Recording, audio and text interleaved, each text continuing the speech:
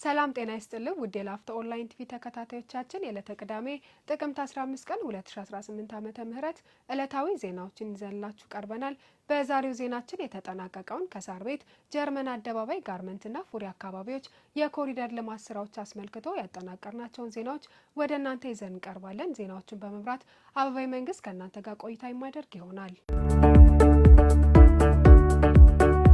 ቀዳሚ ወዳደረግነው ዜና ስናልፍ ጠቅላይ ሚኒስትር ዶክተር አብይ አህመድ ከብልጽግና ፓርቲ ስራ አስፈጻሚ ኮሚቴ አባላት ጋር በጋራ በመሆን የተጠናቀቀውን የሳር ቤት ጀርመን አደባባይ ጋርመንትና ፉሪ አካባቢው የኮሪደር ልማት ስራዎችን ጎበኙ።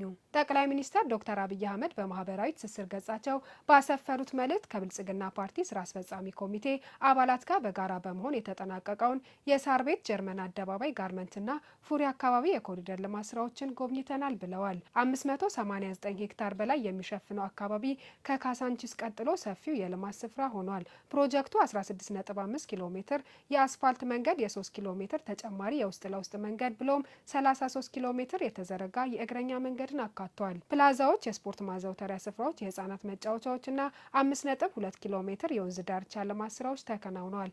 የመኪና ማቆሚያዎች፣ የኤሌክትሪክ ተሽከርካሪ ኃይል መሙያ ስፍራዎች፣ በግልና የመንግስት ተቋማት የተገነቡ 1170 ሱቆች በልማት ስራዎች የተሰሩ ስራ ናቸው። የኮሪደር ልማቱ 50.5 ሄክታር አረንጓዴ ስፍራ፣ የህዝብ መጸዳጃዎች፣ 13.3 ኪሎ ሜትር የብስክሌት መጋለቢያ መንገድ፣ 38 የአውቶቡስና የታክሲ መጫኛና ማውረጃንም አካቷል። እንደዚህ ያሉት ሀገራዊ የኮሪደር ልማት ፕሮጀክት ስራዎች የኢኮኖሚ እንቅስቃሴውን ለማሳደግ ባሻገር የትራፊክ እንቅስቃሴን በማሻሻል ማህበራዊ መስተጋብርን በማጠናከር ደማቅ ለእንቅስቃሴ ምቹና ዘላቂነት ያለው የከተማ ስፍራን በመፍጠር ረገድ አብይ ሚና በመጫወት ላይ ይገኛል ሲሉ ገልጸዋል።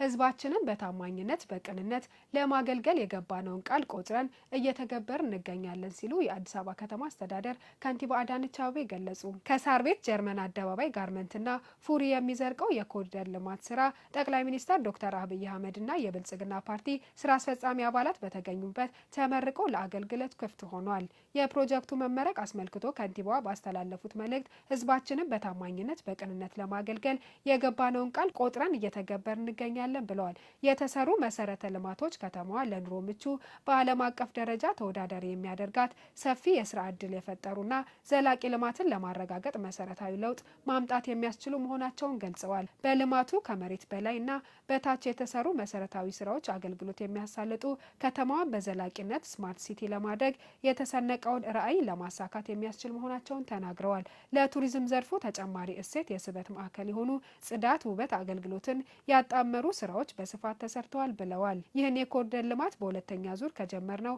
ስድስተኛውና ከካዛንቺስ ኮሪደር ቀጥሎ በከተማችን ሁለተኛው ረጅሙና ሰፋ ያለ አካባቢ የሚሸፍን ሲሆን ከ589 ሄክታር በላይ ቦታ የለማበት ነው ሲሉ አብራርተዋል።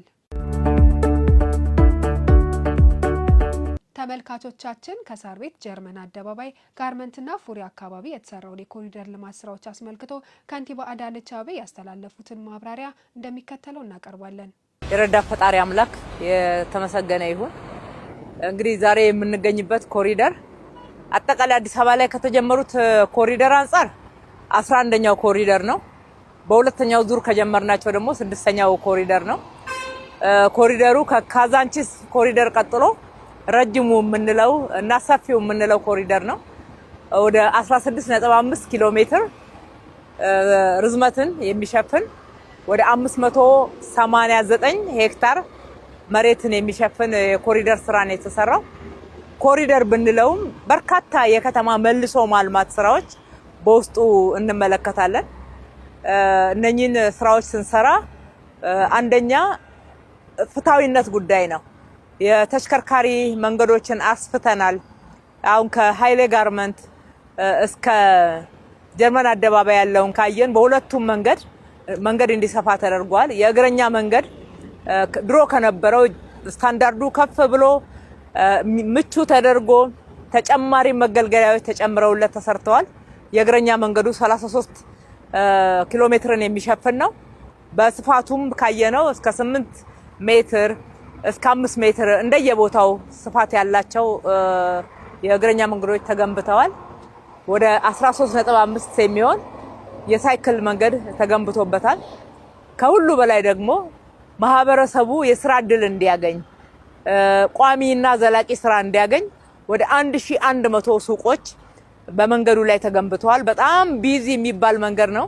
በርካታ መሸጥ፣ መለወጥ፣ ግብይት፣ ቢዝነስ የሚሰራበት መንገድ ስለሆነ ማህበረሰቡ ይህንን እድል እንዲጠቀምበት በጉልት ሲሰሩ የነበሩ እናቶች ጽድት ያለ ሱቅ የተሰራበት ጥላ ስር ተቀምጠው ብቻ ሳይሆን የሚያምር ስፍራ፣ ንጹህ ስፍራ ተቀምጠው በተሻለ ሁኔታ መነገድ የሚችሉበት በርካታ ጎስቋላ ገጽታዎች አበባ መስለው ፍክት ብለው የተሰሩበት ነው።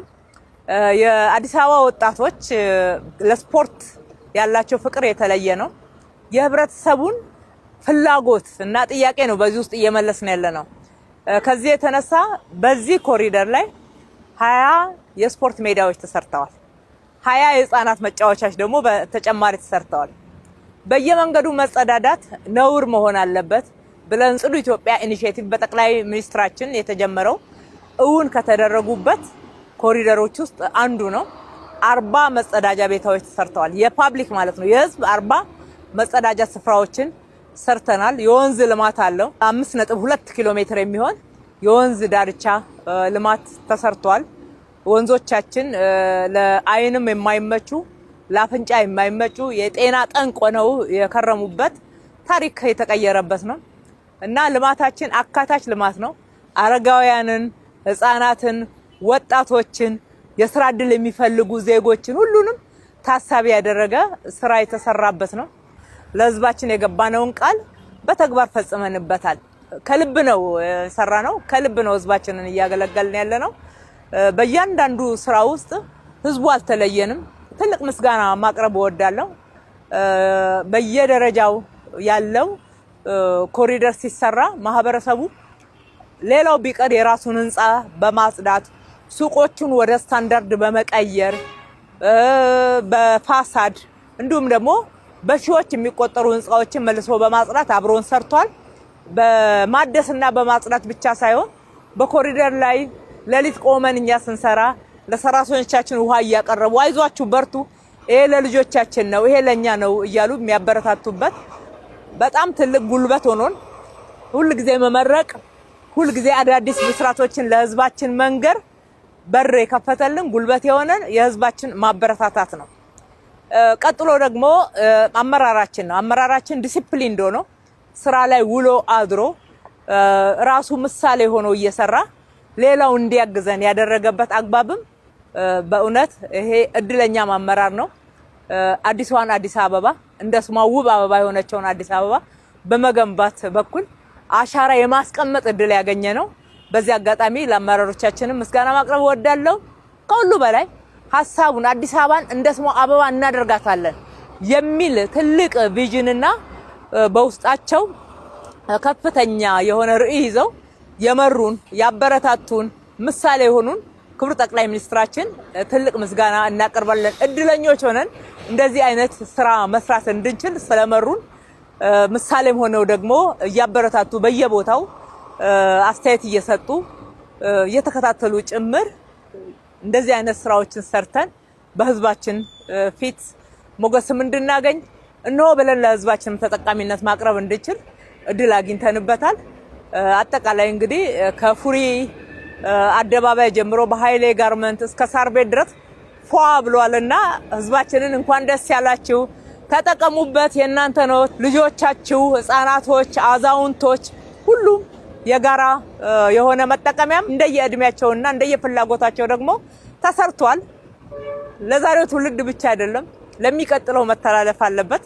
ስለዚህ በመንከባከቡ በኩልም አደራ የወጣበት የእናንተ ሀብት ነው፣ እንዳይባክን አጠቃቀም ላይ እንዳይበላሽ። ስለዚህ በጋራ እንጠብቀው፣ እንሰራለን እጅ ለእጅ ተያይዘን። ብዙ ኮሪደሮች እየተጠየቁ ነው አሁን አዲስ አበባ ላይ። ሁሉም ባንዴ ባንሰራም ቅደም ተከተል ይዘን ከህዝባችን ጋር እየተወያየን ስራችንን እንቀጥላለን። በዛሬው ፈጣሪ አምላክ ስላሳካልን በጣም ደስ ብሎናል። እጅግ አድርጌ አመሰግናለሁ። የጥቅምት 15 ቀን 2018 ዓ.ም ዕለታዊ ዜናዎችን ይህን ይመስሉ ነበረ። በያላችሁበት ሰላም